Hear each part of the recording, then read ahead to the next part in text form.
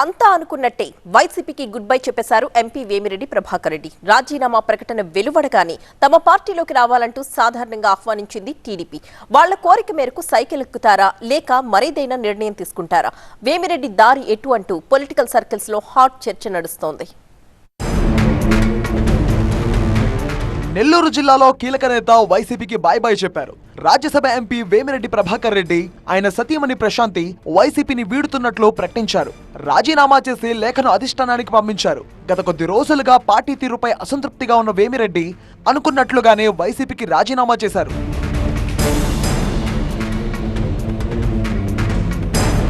వచ్చే ఎన్నికల్లో నెల్లూరు ఎంపీ స్థానం నుంచి వేమిరెడ్డిని పోటీ చేయించాలని సీఎం జగన్ నిర్ణయించారు. టికెట్ కూడా ఖరారు చేశారు.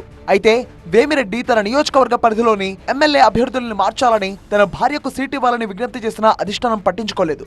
అదే సమయంలో నెల్లూరు అర్బన్ లో మాజీ మంత్రి అనిల్ స్థానంలో ఆయన అనుచరుడు ఖలీల్ ను ఇన్ఛార్జ్ గా నియమించారు. ఈ పరిణామాలు వేమిరెడ్డి అసంతృప్తికి కారణంగా తెలుస్తోంది. పార్టీలో కనీస గౌరవం దక్కలేదని అనుచరుల దగ్గర ఆవేదన వ్యక్తం చేశారట వేమిరెడ్డి. ఈ క్రమంలోనే వైసీపీని వీడుతున్నట్లు వేమిరెడ్డి దంపతులు ప్రకటించారు.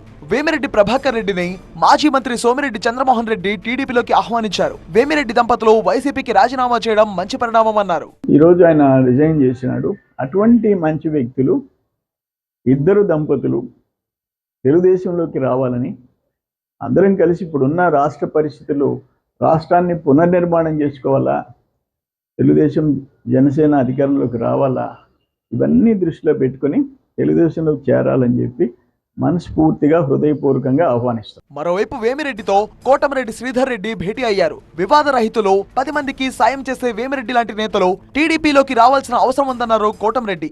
మీలాంటి సంస్కారవంతులు, మీలాంటి వివాద రహితులు, మీలాంటి మంచి వ్యక్తులు ఖచ్చితంగా తెలుగుదేశం పార్టీలో రావాల్సిన అవసరం తెలుగుదేశం పార్టీ ఈ జిల్లాలో ప్రజలందరూ కూడా ఉంది.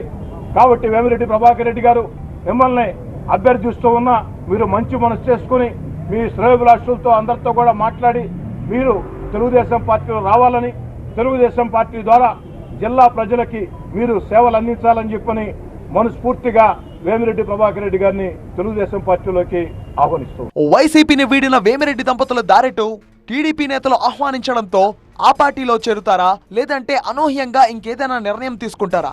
ప్రస్తుతానికైతే వేమిరెడ్డి నుంచి ఎలాంటి ప్రకటన రాకపోవడం రాజకీయంగా ఆసక్తి రేపుతోంది.